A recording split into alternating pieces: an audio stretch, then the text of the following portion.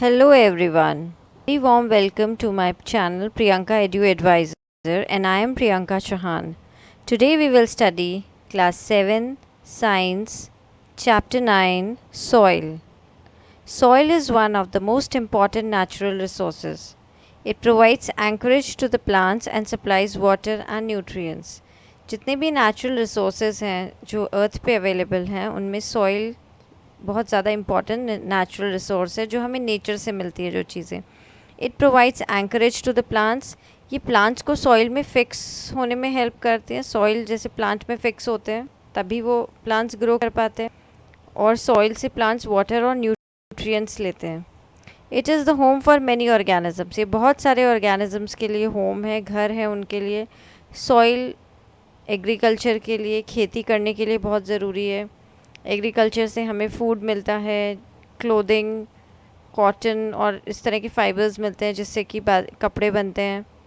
And shelter for all of us. Soil is thus an inseparable part of a life. ये हमारी part का ऐसा part है जिसे हम सेपरेट नहीं कर सकते. The earthy fragrance. जब रेन आती है, फर्स्ट रेन आती है तो उस टाइम पे सॉइल की जो एक फ्रेगरेंस आती है उससे आप सब लोग फेमिलियर हो. Now children playing with the soil in this picture. Soil teeming with life. One day during the rainy season, Paheli and Bujo observed an earthworm coming out of the soil. तो earthworm जो और ये earthworm है ये भी soil में रहते हैं. And these are called the friends of the farmers and they make the soil very fertile. इसके बाद one activity is given. In this activity you have to take the soil source. soil लेना है. जैसे आपने garden soil लिया तो उसमें कौन कौन से प्लांट्स होंगे, जैसे उसमें ग्रासेस हो सकती हैं सॉइल में और एनिमल्स में एंड्स या और छोटे इंसेक्ट्स वहाँ पे हो सकते हैं. तो what observations you made. You have to soil the different collect the different soil samples like soil from the roadside, soil from the area where construction is going on. तो हर सॉइल में आप कुछ ना कुछ अलग चीज़ें मिलेगी उस सॉइल में मिक्स हुई हुई. I wonder, Paheli saying, I wonder why I found some pieces of plastic articles and polythene bags in the soil samples collected from the roadside and garden. तो रोड साइड और garden में जो से soil samples मिले उसमें plastic और polythene bags थे. And you all know that these polythene bags and plastic are non biodegradable.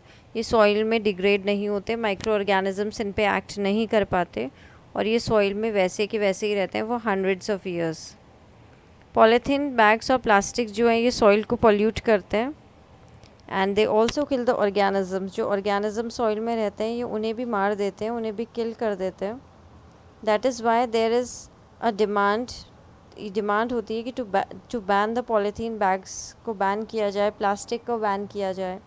Other substance which pollute the soil are a number of waste products like chemicals and pesticides. ये जो farmers spray करते हैं fields में, chemicals, fertilisers use करते हैं, pesticides use करते हैं, इन सब से भी सॉइल में पोल्यूशन होता है.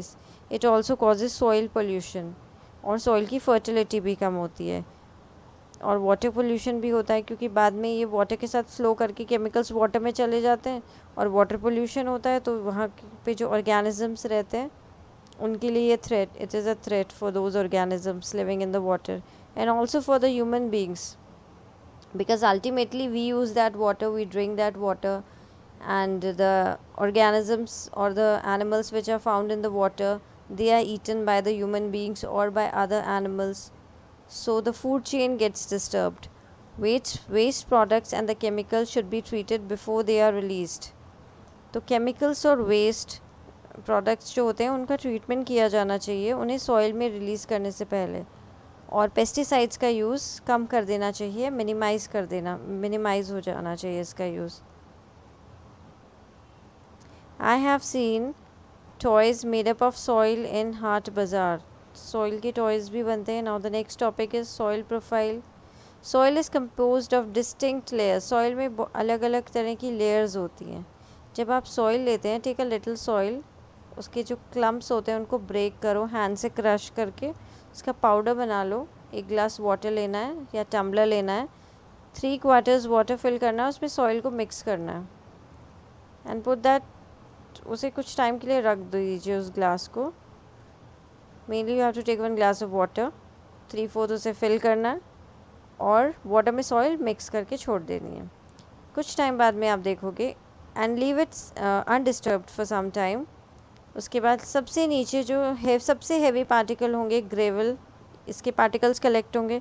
फिर इससे ऊपर सैंड, फिर एक लेयर बनेगी क्ले की इसके ऊपर, देन इसके ऊपर वाटर होगा और सबसे ऊपर होगा ह्यूमस। ह्यूमस क्या होता है? जो प्लांट्स की लीव्स और एनिमल्स जो डेड हो जाते हैं, रॉटन लीव्स होती हैं, दैट इज़ एक्चुअली ह्यूमस। और ये ह्यूमस होता है, ये सॉइल को बहुत फर्टाइल बनाता है, बहुत उपजाऊ बनाता है, सिर्फ सॉइल बहुत फर्टाइल हो जाती है। तो ये डिफरेंट लेयर्स हमने इस ग्लास टम्बलर में देखी है। The rotting dead material in the soil is called humus. Now how the soil is formed? This you must have studied in your I think in your social studies, how the soil is formed by the process of weathering. Weathering एक process होता है। बड़े बड़े rocks जो होते हैं, जो mountains के जो रॉक्स होते हैं, वो रोल होकर जब टूट जाते हैं, और वो रोल होते होते by the action of wind के एक्शन से, वाटर के एक्शन से या क्लाइमेट के एक्शन से वो छोटे छोटे पीसेस में टूटते जाते हैं। और उसके पास में जो रिवर फ्लो करती है, फिर वो रिवर के साथ बहते बहते प्लेन्स तक आ जाते हैं। तो इतना ज़्यादा वो टूटते हैं बीच बीच में, इतना टूट टूट के बिल्कुल फाइन पार्टिकल्स, सॉइल के फाइन पार्टिकल्स। पर ये जो सॉइल हम यूज़ करते हैं, this is the top soil, इसको बनने में मिलियंस ऑफ ईयर्स लगते हैं, क्योंकि बहुत बड़े बड़े रॉक्स जब टूटते हैं और बिल्कुल फाइन पार्टिकल्स में कन्वर्ट होते हैं, तो ये टॉप सॉइल बहुत मिलियन ईयर्स में बनी होती है। एंड वी शुड स्टॉप इसका इरोजन रोकना चाहिए, क्योंकि इसे बनने में बहुत टाइम लगता है। और ये जो प्लांट्स ग्रो करते हैं, ये टॉप सॉइल में ही ग्रो करते हैं। अर्थ की जो टॉप लेयर, ये जो सॉइल है जिस पे हम लोग रहते हैं, प्लांट्स ग्रो करते हैं, ये कुछ फ्यू सेंटीमीटर्स तक की ये टॉप सॉइल होती है। इसके नीचे की जो सॉइल होती है, फिर उस पर प्लांट्स ग्रो नहीं कर सकते, वो फर्टाइल नहीं होती। The nature of any soil depends upon the rocks. किस पे डिपेंड करता है सॉइल का नेचर, कि वो किन रॉक्स से बनी हुई है, और दूसरा उस पर किस तरह की वेजिटेशन ग्रो होती है। इन दो फैक्टर्स पे डिपेंड करती है, किस तरह के रॉक्स से बनी है वो सॉइल, और उस पर किस तरह के प्लांट्स ग्रो करते हैं। इन दोनों फैक्टर्स से डिसाइड होता है कि सॉइल कौन सी टाइप की सॉइल है। एक वर्टिकल सेक्शन अगर हम सॉइल की लेयर का देखते हैं, तो इसको बोलते हैं soil profile. What is soil profile? A vertical section through different layers of the soil is called soil profile. इसको सिंपल वे में समझिए आप। एक केक को जब हम कट करते हैं, केक को हम कट करते हैं, जैसे हम एक केक का पीस कट करते हैं ना, और जब उसे बाहर निकालते हैं तो एक पीस में हमें बहुत सारी लेयर्स दिखती हैं। उसी तरह जब हम सॉइल की स्टडी करते हैं और सॉइल का एक बहुत बड़ा पार्ट, ऊपर की लेयर का पार्ट की स्टडी करते हैं, तो अलग अलग लेयर्स में डिवाइड हो जाती है। And the each layer differs in feel, texture, color, depth and chemical composition. वो कलर में भी डिफरेंट होती है, उसकी डेप्थ भी अलग होती है, उसकी गहराई भी अलग होती है, उसकी केमिकल कॉम्पोजिशन भी डिफरेंट होती है, उसमें किस तरह के रॉक्स प्रेजेंट हैं और किस तरह के मिनरल्स प्रेजेंट हैं। तो these layers are referred to as horizons. This is the layer. जैसे केक का पीस कट किया जाता है, कभी आप लोगों ने देखा होगा किसी कंस्ट्रक्शन साइट पे, जब वो डिग करते हैं तो डिगिंग के टाइम पे साइड में से सॉइल की लेयर्स की डिफरेंट लेयर्स दिखाई देती हैं। Now first is the A horizon. ये टॉप सॉइल है, ए हॉरिजन, इसमें प्लांट्स ग्रो हो रहे हैं, रूट्स हैं इसमें प्लांट्स की। उसके नीचे बी हॉरिजन, उसके नीचे और आते हैं तो सी हॉरिजन। यहाँ पे थोड़े और ज़्यादा रॉक्स हैं, बी में ज़्यादा रॉक्स नहीं है, बस सी में और ज़्यादा रॉक्स हैं। और लास्ट में है बेड रॉक। बेड रॉक को अगर आप इसको हम स्पेड से इसको डिग करने की कोशिश करेंगे, तो बेड रॉक डिग भी नहीं होगा नीचे की तरफ। तो this is soil profile. We usually see the top surface of the soil. हम top surface of the soil देखते हैं, not the layers below it. Layers हमें दिखाई नहीं देती, पर हम कभी इसको डिग करेंगे, छोटा सा गड्ढा खोदेंगे, तो हमें सॉइल की इनर लेयर्स दिखाई देगी। Soil profile can also be seen while, अगर कभी वेल कुआं खोद रहे होते हो, या किसी बिल्डिंग की फाउंडेशन या उसकी नींव जब डलती है किसी घर की बिल्डिंग की, तो उस टाइम पे लेयर्स को देखा जा सकता है, क्योंकि वो लोग डिग करते हैं। या फिर हिल साइड में जब रोड्स बनती है, तो वहाँ पे भी अब देखा जा सकता है। The upper most horizon is generally dark in colour. सबसे ऊपर की जो हॉरिजन है, हॉरिजन ए, ये डार्क कलर की होती है, because it is rich in humus and minerals. This is the top soil. ये ऊपर की सॉइल जो है, ये रिच होती है ह्यूमस, रॉटन डेड प्लांट्स, एनिमल्स से बनी हुई होती है, और minerals. The humus makes the soil fertile. Humus soil को fertile बनाती है और provide nutrients to the growing plants. Growing plants को nutrients provide करती है. जितने भी nutrients soil में present होते हैं, जो plants को required होते हैं, वो nutrients top layer provide करते हैं. This layer is generally soft, porous and can retain more water. This is very soft layer. It is porous. Porous means the water can pass through it. Pores होते हैं इसमें. Air can also pass through it. Water can also pass through it and can retain more water. It can retain more water. Retain means it can hold. ये water को अपने अंदर hold करके रख सकती है ये layer, and it is called the topsoil, which is the very important soil. It is required for the agriculture, for growing the plants. That means topsoil is very useful. This provides shelter for many living organisms. ये बहुत सारे living organisms को shelter भी provide करती है topsoil, such as worms, rodents, moles, beetles. ये सब insect और small animals, worms सब topsoil में रहते हैं.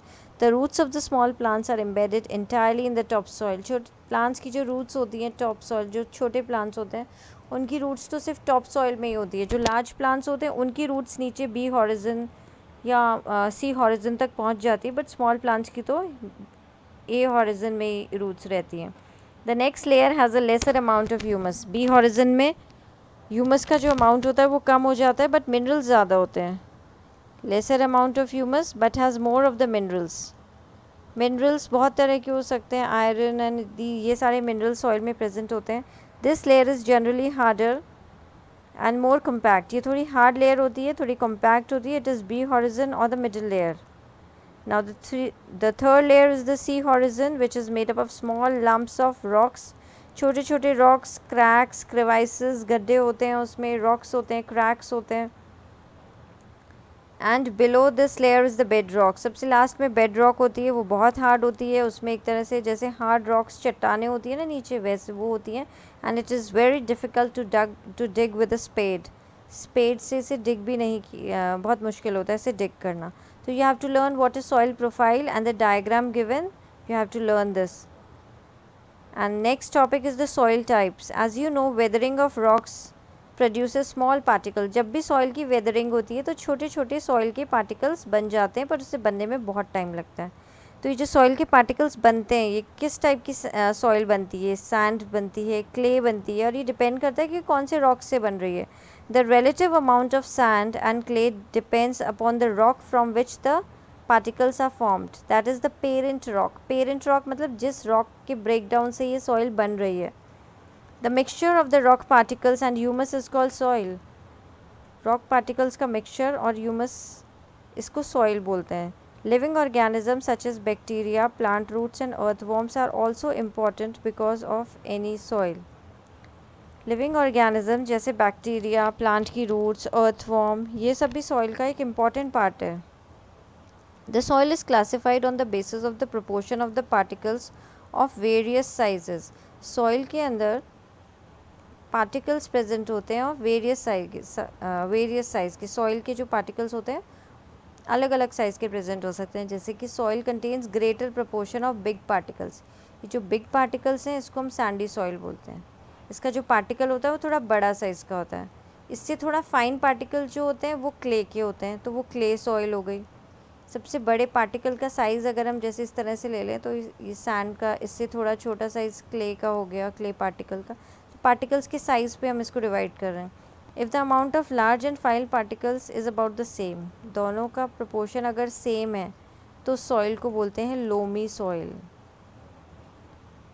क्ले सॉइल और सैंडी सॉइल अगर दोनों का प्रोपोर्शन बराबर है तो वो लोमी सॉइल हो जाती है. Thus the soil can be classified as sandy, clayey and loamy. These are the three types of soil. The size of the particles in a soil has an influence on its properties. जो size होगा soil particles का वो उसकी properties पे भी effect डालेगा. जैसे कि सैंड पार्टिकल है, थोड़ा बड़ा होता है साइज़ में. सैंड पार्टिकल लार्ज है, दे कैन नॉट फिट, एक दूसरे से क्लोजली फिट नहीं होते, तो उनके बीच में स्पेस होती है इस तरह से. जैसे ये सैंड के पार्टिकल्स हैं तो ये फिट नहीं हो पाते हैं. अब इनके बीच में स्पेस रह जाती है, ये बीच में स्पेस रह जाती है इनमें। ये जो स्पेस रह गई है, इस स्पेस में आराम से वाटर, अगर हम इस पर वाटर डालेंगे तो ये आराम से परकोलेट करके नीचे सॉइल में चला जाएगा, एयर भी यहाँ से चली जाएगी। तो इसके पास इसमें लार्ज स्पेसेस होती हैं इसके सॉइल पार्टिकल्स में। These spaces are filled with air, इनमें एयर प्रेजेंट होती है। We say that sand is well aerated, sandy soil is well aerated, मतलब इसमें एयर बहुत अमाउंट में प्रेजेंट होती है। बीच में जो ये स्पेसेस दिख रही हैं, ये स्पेसेस में एयर प्रेजेंट होती है। वाटर कैन ड्रेन क्विकली, अगर इस पर हम सैंडी सॉइल पे वाटर डालेंगे तो वाटर ड्रेन करके इजीली नीचे चला जाएगा, नीचे जाके कलेक्ट हो जाएगा, परकोलेट हो जाएगा। Water can drain quickly through the spaces between the sand particles. So sand soil tends to be light होती है, well aerated होती है and rather dry. Dry रहती है क्योंकि जितना इसमें वाटर डालोगे वो वाटर नीचे चला जाता है और नीचे सॉइल में वो एब्जॉर्ब कर लेती है और वो नीचे चला जाता है। क्ले पार्टिकल्स ये साइज़ में थोड़े छोटे होते हैं और ये टाइटली पैक होते हैं, इनमें स्पेस कम होती है, leaving little space for the air. छोटे छोटे होते हैं, टाइटली कॉम्पैक्ट, एक दूसरे से जुड़े हुए पार्टिकल्स होते हैं, उनमें स्पेस कम होती है और उनमें एयर भी कम प्रेजेंट होती है as compare to sandy soil. Unlike sandy soil, water can be held in the tiny gaps between the particles of the clay.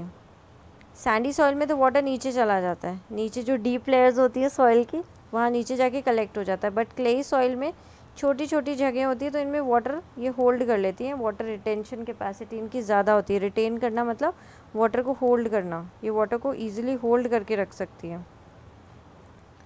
So clayey soils have less air. अब clayey soils की जो spaces होती हैं इनमें air कम होती है but water ये लोग होल्ड कर सकते हैं। But they are heavy as they hold more water. ये हैवी होती है क्लेई सॉइल क्योंकि ये ज़्यादा वाटर होल्ड करके रखती है सैंडी सॉइल में। ये तो आप लोगों ने नोटिस भी किया होगा कि सैंड में जितना भी पानी डाल दो वो एब्जॉर्ब नहीं, वो वाटर एब्जॉर्ब करके और नीचे चला जाता है और वो खुद ड्राई हो जाती है बहुत जल्दी। पर क्लेई सॉइल में वाटर बहुत जल्दी अंदर नहीं जाता, वो होल्ड करके रखती है, पकड़ के रखती है वाटर को अपने ऊपर। तो बेस्ट टॉप सॉइल प्लांट्स को ग्रो करने के लिए होती है लोमी सॉइल। लोमी सॉइल किसका मिक्सचर होती है? सैंड का, क्ले का और another type of soil particle जिसको कि सिल्ट बोलते हैं। तो loamy soil sand, clay, silt का मिक्सचर है। Silt occurs as a deposit in the river beds. River की जो बेड्स होती हैं, रिवर बेड्स, वहाँ पे सिल्ट के डिपॉजिट्स मिलते हैं। The size of the silt particles is between those of the sand और क्ले। तो सबसे बड़ा साइज़ में सैंड पार्टिकल होता है, उसके बाद सिल्ट पार्टिकल आता है सेकेंड नंबर पे, और थर्ड नंबर पे आता है सबसे छोटा जो होता है वो होता है clay particle. The loamy soil also has human. Loamy soil में ह्यूमस भी होता है क्योंकि टॉप लेयर पे प्लांट्स और एनिमल्स की डेथ होती है और वो टॉप लेयर में मिक्स हो जाते हैं। तो ए हॉरिजन में लोमी सॉइल में ह्यूमस भी प्रेजेंट होता है। It has a water holding capacity for the growth of the plants. Water holding capacity मतलब वाटर को होल्ड रखना, वाटर को पकड़ के रखने की कैपेसिटी होती है और ये प्लांट्स के लिए बहुत ज़रूरी होती है क्योंकि प्लांट्स को वाटर चाहिए होता है ग्रोथ के लिए और मिनरल्स को एब्जॉर्ब करने के लिए। Which kind of soil should be use for making earthen pots? कौन सी सॉइल यूज़ होगी? अर्दन पॉट्स बनाने के लिए टॉप सॉइल ही यूज़ होती है, टॉप सॉइल ही यूज़ होती है ये। Now activity 9.3. In this activity, different shapes the soil is needed and it is made into different shapes. Working with the soil is given. Next are the properties of soil. You have listed some uses of soil. Now let us perform some activities to find out the characteristics of the soil. First characteristic is the percolation rate of water in the soil. Percolation का मतलब simple term में समझिए। percolation का मतलब जैसे soil पे हम थोड़ा सा पानी डालेंगे तो जो वो वाटर किस रेट से अंदर सॉइल के अंदर जा रहा है और नीचे जाके कलेक्ट हो रहा है, this is the percolation rate of the soil. कई बार होता है आप उस पर वाटर डाल के देखिए, अगर आप उस पर वाटर डालते रहते हैं तो वाटर बहुत जल्दी जल्दी सॉइल के अंदर जाता रहता है, मतलब सॉइल उस वाटर को एब्जॉर्ब करता रहता है। तो इस तरह की सॉइल की परकोलेशन जो रेट होगी वो हाई होगी। और कुछ ऐसी सॉइल होती है जिनमें आप पानी डालते रहिए पर नीचे पानी बहुत जल्दी नहीं जाता है, वो ऊपर ही होल्ड रहता है, ऊपर ही इकट्ठा होता रहता है, बहुत धीरे धीरे सॉइल के अंदर percolation rate of water in the soil. Haley ने 2 different squares mark करे और 50 into 50 सेंटीमीटर ईच इन्होंने 2 स्क्वायर्स बनाए हैं। जैसे एक स्क्वायर यहाँ पे बना लिया इन्होंने और एक स्क्वायर यहाँ पे बना लिया। 2 स्क्वायर्स बना लिए, one on the floor of the house and the other on the कच्चा रोड। एक तो उन्होंने अपने घर के फ्लोर पे बनाया, दैट इज़ वो तो हार्ड होता है, सीमेंटेड होता है, अगर उस पर कितना भी पानी डालो तो सॉइल के अंदर तो जाएगा नहीं, परकुलेशन वहाँ पे होगा ही नहीं, क्योंकि सीमेंट से बना हुआ है, नीचे फ्लोरिंग है, टाइल्स लगी होती हैं, तो वो परकुलेट नहीं करेगा। दूसरी जगह जो उन्होंने कच्ची जो रोड के साइड में जगह थी वहाँ पे उन्होंने डाला है, तो वहाँ पे परकुलेशन अब होगा। अब इसके ऊपर इन्होंने क्या किया, इन्होंने 2 बॉटल फिल करी, सेम साइज़ की बॉटल्स फिल करी और उन बॉटल्स को उन जगह पे एम्प्टी कर दिया, खाली कर दिया। At the same time in the 2 squares, दोनों स्क्वायर्स में एक बार में उन्होंने उनको खाली कर दिया बराबर। They observe that the water on the floor float down, floor पे जो वाटर डाला था वो पानी तो बह गया, एंड वॉज नॉट एब्जॉर्ब, वो एब्जॉर्ब ही नहीं हुआ, नीचे सॉइल के अंदर गया ही नहीं। पर जो कच्चा रोड पे जो था, कच्चा रोड पे उन्होंने जो स्क्वायर बनाया था उसके ऊपर जब उन्होंने वो वाटर डाला तो वो वाटर एब्जॉर्ब हो गया, वो नीचे सॉइल के अंदर चला गया। तो this is percolation. I hope now the term is clear to you. Percolation मतलब नीचे पानी सॉइल पार्टिकल्स उसको एब्जॉर्ब कर रहे हैं, उसको नीचे की तरफ वाटर को सेंड कर रही हैं। Now the activity 9.4. For this activity divide yourself into 3 teams पे divide हो जाइए, A, B, C. You will be finding out how fast the water passes through the soil. अब ये पता करना है कि कौन सी सॉइल में वाटर ज़्यादा फास्ट परकोलेट होता है, नीचे जाता है सॉइल में। तो इसके लिए एक हॉलो सिलेंडर या पाइप लेना है and ensure that each team uses pipes. तीनों जो टीम है वो पाइप्स ही यूज़ करेंगी सेम डायमीटर का। If possible get a small, या तो टिन कैन यूज़ कर लीजिए, उसे नीचे से काट लीजिए, या फिर पीवीसी पाइप अवेलेबल हो तो वो यूज़ कर लीजिए। Cut it into 20 centimetre long, तो 20 सेंटीमीटर्स के 3 पीसेस कट कीजिए, हर एक टीम एक एक पीस ले लीजिए। Now at the place where you collect the soil, जहाँ पे सॉइल कलेक्ट किया है, place the pipe about 2 centimetres deep in the ground. यहाँ पे जैसे ये प्लेस किया हुआ है, यहाँ पे सॉइल है, तो सॉइल के अंदर 2 सेंटीमीटर डीप इसको प्लेस कर दीजिए। जो भी पीवीसी पाइप लिया है या टिन कैन लिया है नीचे से कट हुआ हुआ, इसको इस पर प्लेस करना है। अब बराबर वाटर लेना है, 200 ml वाटर, और इस पाइप के थ्रू धीरे धीरे इसमें डालना है। For measuring 200 ml you can take any bottle, कोई भी एम्प्टी बॉटल 200 ml की लो, उसमें वाटर फिल करो और धीरे धीरे वाटर को इस पाइप में डालो। Now note the time, time note करना है। व्हेन यू स्टार्ट पोरिंग, जब इसमें वाटर डालना शुरू किया तो उस टाइम से आपको वाटर, उस टाइम पे आपको नोट करना है time. When all the water has percolated, पूरा वाटर अंदर चला गया, सॉइल के अंदर चला गया, leaving the pipe empty, pipe खाली हो जाना चाहिए और पूरा वाटर अंदर चला जाना चाहिए। ये टाइम आपको नोट करना है। Now note the time again, be careful not to let the water, पहला टाइम जब आपने स्टार्ट किया था पानी डालना वो, और दूसरा जब पूरा वाटर अंदर चला गया। ये ध्यान रखना है कि धीरे धीरे वाटर डालना है और वाटर साइड में बाहर निकलना नहीं चाहिए, पाइप से बाहर धीरे धीरे वो जितना वाटर अंदर जाना चाहिए। Now we will calculate the rate of percolation, हम एक फॉर्मूला यूज़ करेंगे और rate of percolation find out करेंगे सॉइल का। ये हम अलग अलग सॉइल्स के लिए फाइंड आउट करते हैं। Percolation rate, amount of the water, कितना वाटर लिया, divided by percolation time, percolation time कितना यूज़ हुआ, जब स्टार्ट किया था और एंड। फॉर सपोज 20 मिनट्स लगे थे 200 ml को परकुलेट होने में, नीचे सॉइल में एब्जॉर्ब होने में, तो 200 ml divided by 20 minutes equal to 10 ml per minute. This is the percolation rate of the water.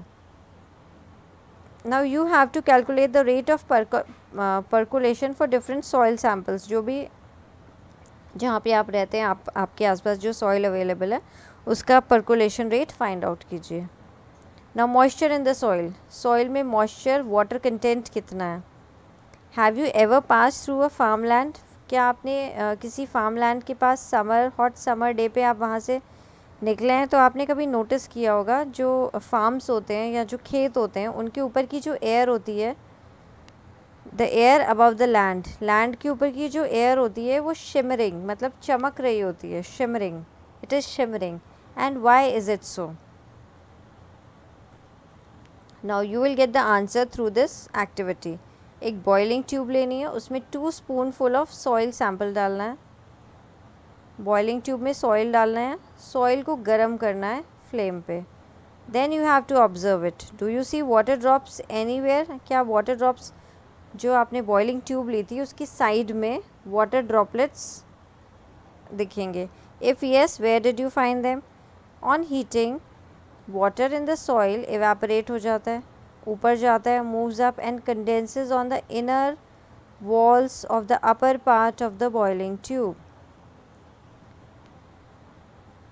Boiling tube के अपर पार्ट पे. See through this diagram.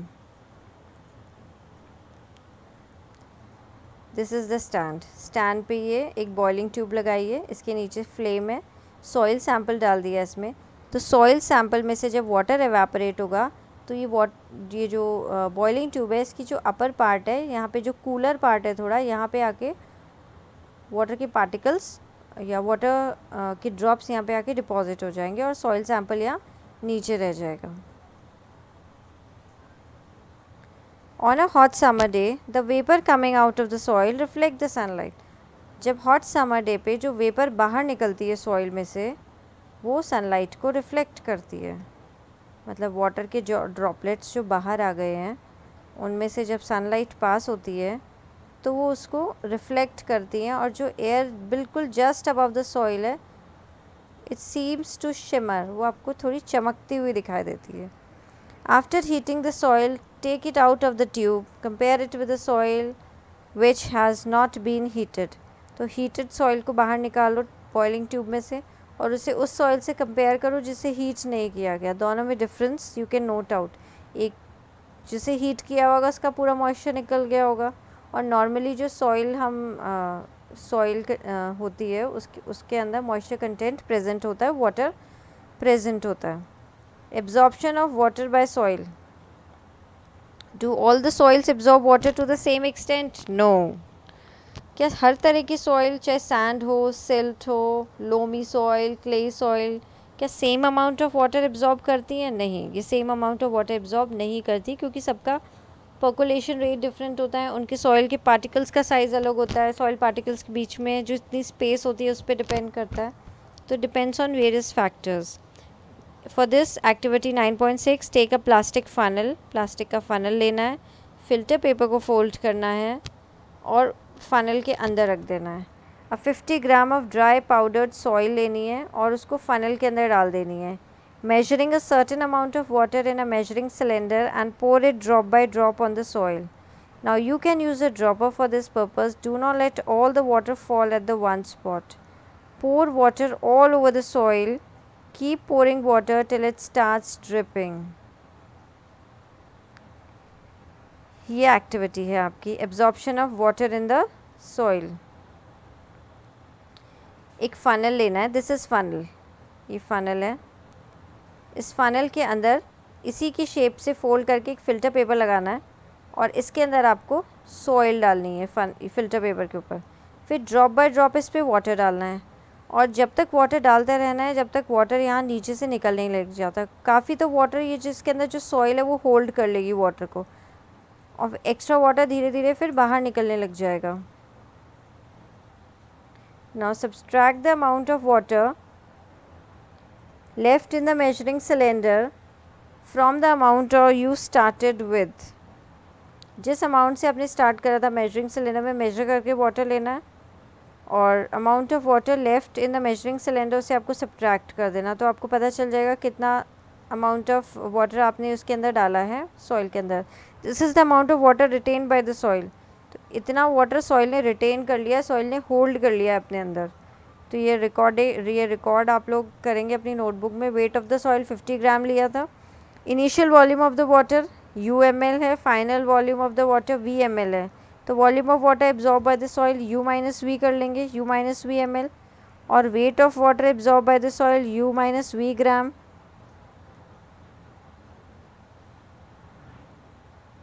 Now the percentage we will find out U minus V divided by 50 into 100.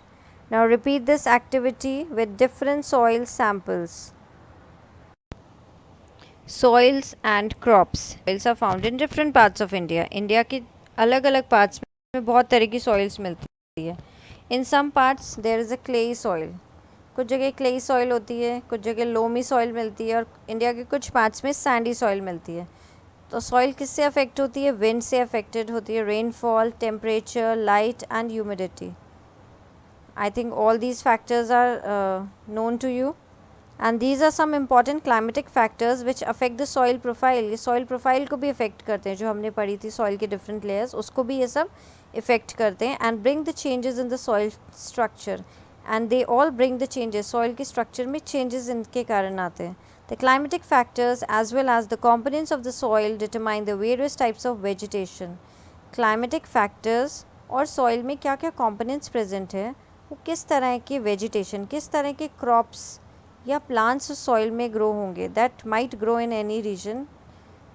किस तरह के plants या crops grow होंगे, ये सब भी सॉइल पे डिपेंड करता है. क्ले और लोमी सॉइल ये सूटेबल होते हैं प्लांट ग्रोथ के लिए. किसको ग्रो करने के लिए? Cereals like wheat and gram. इसके लिए चाहिए होगा, you have to learn all these. Which for which crop what type of soil is required. Clay and loamy soil for the wheat and gram. Such soils are good at retaining water. ये water को बहुत अच्छे से retain करके रखती हैं, क्योंकि clayey soil हमने पढ़ा है, क्लेई सॉइल और लोमी सॉइल में वाटर होल्डिंग कैपेसिटी अच्छी होती है. और पैडी फील्ड्स आप सबने देखे होंगे, राइस के fields. Rice fields require a lot of standing water.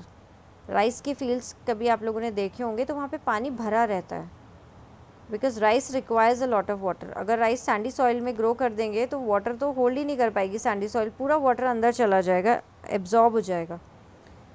Clay soil में वाटर होल्ड करने की कैपेसिटी होती है, पानी बहुत लंबे टाइम तक फील्ड्स में खड़ा रहता है, जो राइस प्लांट्स को रिक्वायर्ड होता है. तो राइस प्लांट्स को चाहिए होता है clayey soil. And it should be rich in organic matter and having a good capacity to retain water, to hold water. Now lentils, मसूर और pulses जो दालें होती हैं, इनको ग्रो करने के लिए लोमी सॉइल चाहिए होता है. Loamy soil is a mixture of Sandy soil and clay soil, दोनों का मिक्सचर होता है ये, विच ड्रेन वाटर ईजिली. जो वाटर ईजिली ड्रेन हो जाता है लोमी सॉइल्स में से, वाटर ज़्यादा होल्ड, मतलब होल्ड, कुछ वाटर होल्ड भी रहता है और कुछ वाटर अंदर सॉइल में भी चला जाता है.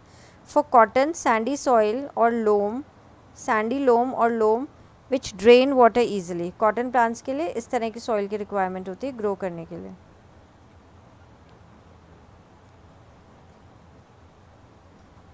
And can hold plenty of air.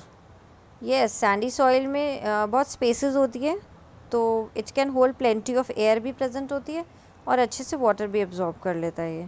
Crop such as wheat are grown in fine clayey. Wheat को ग्रो करने के लिए fine clayey soils, because they are rich in humus and are very fertile. Clay soil humus में rich होती है, very fertile होती है, तो wheat grow इसी तरह की soil में होती है. Now which kind of soil would be the most suitable for planting rice? Soil with a higher or lower rate of percolation. Yes, lower rate of percolation होना चाहिए. वो lower rate of percolation होगा means high water retaining capacity of the soil, that is the clay soil. Now the next, this blue box is soil erosion. Erosion क्या होता है? Land के ऊपर से टॉप सॉइल का रिमूवल, टॉप सॉइल हट जाना, किसी भी मीन्स के थ्रू हट सकती है वो. बहुत तेज़ हवा चली, विंड आई, तो टॉप लेयर जो सॉइल की वो उड़ के चली गई, या फिर फ्लड आ गया, बहुत तेज़ रेन आई, तो रेन वाटर के साथ टॉप लेयर जो सॉइल की है वो बह गई पानी में. इसको बोलते हैं soil erosion. The removal of the land surface by water, wind और ice is called erosion. And the plant, हाँ, हम इसको कैसे रोक सकते हैं सॉइल इरोजन को? उस जो बैरन लैंड है, अगर उसमें प्लांट्स लगा दे तो प्लांट्स की जो रूट्स होती है ना, वो सॉइल पार्टिकल्स को पकड़ के रखती है, होल्ड करके रखती है. तो अब उस जगह अगर बहुत तेज़ विंड भी आए या पानी भी बहुत तेज़ पानी का फ्लो भी आ जाए, तो वो जो सॉइल है वो प्लांट्स की रूट्स उसको होल्ड करके रखेंगी, उसे पानी के साथ बहने नहीं देंगी या हवा के साथ उड़ने नहीं देंगी. तो सॉइल उस टाइम और जब भी अगर किसी एरिया में प्लांट्स नहीं ग्रो होते तो वहाँ पे सॉइल इरोजन ज़्यादा होता है, क्योंकि सॉइल लूज़ हो जाती है, सॉइल को कोई पकड़ने वाला नहीं होता और वो आराम से पानी के साथ या विंड के साथ चली जाती है. In the absence of plants, the soil becomes loose, so it can be moved by the wind and the flowing water. Erosion of soil is more severe in the areas of little or no surface vegetation. जहाँ पे बहुत कम plants होते हैं या कोई भी vegetation, कोई भी प्लांट्स ग्रो नहीं करते, जैसे डेजर्ट में, वहाँ पे इरोजन बहुत ज़्यादा होता है. बेयर लैंड्स में हवा चली, बहुत तेज़ आंधी आई, बहुत तेज़ तूफान आया, पूरी टॉप लेयर वहाँ से उड़ के चली गई. So cutting of trees and the deforestation, cutting of the trees in the forest should be prevented and effort should be made to increase the green areas. Green areas को increase करना चाहिए, ज़्यादा से ज़्यादा plants grow करने चाहिए, plants को cut नहीं करना चाहिए, trees को cut नहीं करना चाहिए. तो इससे हम soil erosion को prevent कर सकते हैं, soil erosion को रोक सकते हैं. Now some important terms which you have learnt in the chapter. Soil is important for life on the earth. Soil profile एक सेक्शन होता है जिसमें डिफरेंट लेयर्स ऑफ अर्थ की हम स्टडी करते हैं. Various layers are called the horizons. Soil different types की होती है, क्लेई, लोमी और sandy soil. Percolation of rate of water है, ये अलग अलग होता है डिफरेंट टाइप ऑफ सॉइल में. सबसे ज़्यादा हाई परकोलेशन रेट, जिस मतलब पानी अंदर जाना, सॉइल के अंदर जाना, सबसे हाईएस्ट किस में होता है? सैंडी सॉइल में होता है. और सबसे कम परकोलेशन रेट होता है क्लेई सॉइल का. Different type of soils are used to cultivate different type of crops. Clay और loam में wheat, gram और paddy grow करते हैं. Cotton, sandy loam soil में grow करी जाती है. Soil holds water in it. Soil water को भी hold करके रखता है, जिसे हम soil moisture कहते हैं. Moisture मतलब पानी, तो soil में जो पानी होता है उसको soil moisture बोला जाता है. And the capacity of a soil to hold water is important for various crops. ये क्रॉप्स के लिए बहुत ज़रूरी है. अगर सॉइल वाटर होल्ड नहीं करके रखेगा तो प्लांट्स वाटर एब्जॉर्ब कैसे करेंगे? And clayey soil is use to make pot, toys and statues. Clayey soil का यूज़ होता है पॉट्स बनाने में, मटके बनाने में, टॉयज़ बनाने में या फिर स्टैचूज़ बनाने में. Now I hope this video is useful to you. Then please like the video, share it with your friends so that the maximum number of students may get benefited. And please subscribe the channel if you have not subscribed, and press the bell button so that whenever I upload the video you get the notification and you can watch the videos. So keep studying, work hard. I'll see you in the next video. Till then, bye bye and take care.